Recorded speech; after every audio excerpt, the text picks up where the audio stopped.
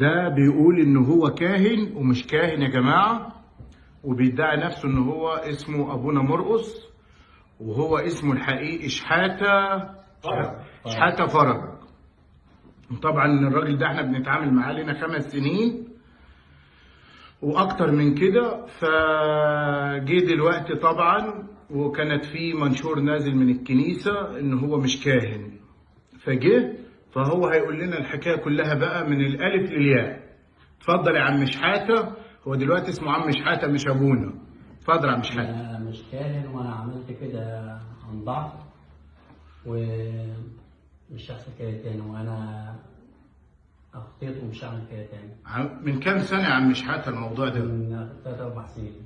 لا اكتر من كده يا عم لا شحاتة. لا، ما يزيدش عن كده، من 3-4 سنين. طب وكنت تروح الاماكن اللي كنت تروحها فين وفين يا عم شحاتة؟ كنت بروح شارع كولوبيك والعتبة والحاجات دي. لا قول بالتفصيل يا عم شحاتة. هنا في الفجالة وفي الشارع بتاعك اللي في كلود بيه. كولوبيك. طب وكنت تروح فين؟ كنت تروح العاشر، المصانع اللي في العاشر، عشان الفيديو اللي بعت لنا قبل كده ده يا عم شحاتة؟ ما رحتش مصانع العاشر خالص. لا انت الفيديو اللي بعته لنا انك انت اتمسكت في العاشر. ماشي، انا كنت وقلت انك انت هتتوب وترجع، ورجعت تاني لبست لبس الكهنوت وبتنتحل شخصية الكاهن تاني، ودلوقتي بتلف تاني زي ما انت. ليه يا عم شحاتة؟ خلاص كده، وانا اخطيت مش هيحصل كده تاني صدقني. بس انا حصل. طب انت قاعد فين يا عم شحاتة؟ حاليا قاعد فين؟ في المرج الجديد. في المرج الجديدة؟ فين في المرج الجديدة؟ فين حتة بالظبط؟ في شارع اسمه شارع محمد نجيب. شارع محمد نجيب في المرج نفسها؟ وانت اصلا منين يا عم شحاتة؟ من المنيا. منين من المنيا؟ مطار. من مطاي؟ كلام نهائي؟ اصلك انت قلت من ملاوي وبعد كده قلت من درمواس وبعد كده كلام نهائي. منين؟ مطار. من مطاي؟ طب اسمك بالكامل ايه يا عم شحاتة؟ شحاتة فرج. رباعي. شحاتة فرج جورج ابراهيم. ايه؟ شحاتة فرج مين؟ جورج ابراهيم. شحاتة فرج جورج ابراهيم. متجوز يا عم شحاتة؟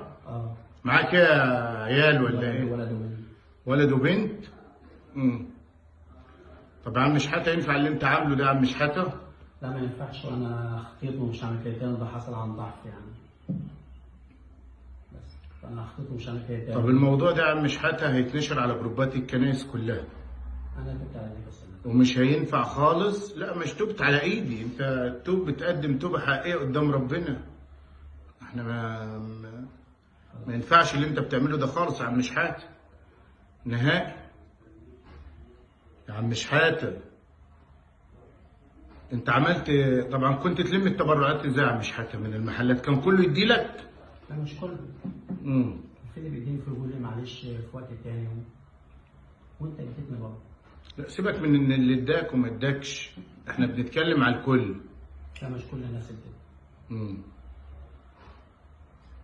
طب يا عم شحاتة الموضوع ده ما يتكررش تاني قدام ربنا. مش هحصل كده تاني. يعني انت معترف ان انا مش كاهن وانا مش هعمل كده تاني، وتوبت على ايديك وخلاص.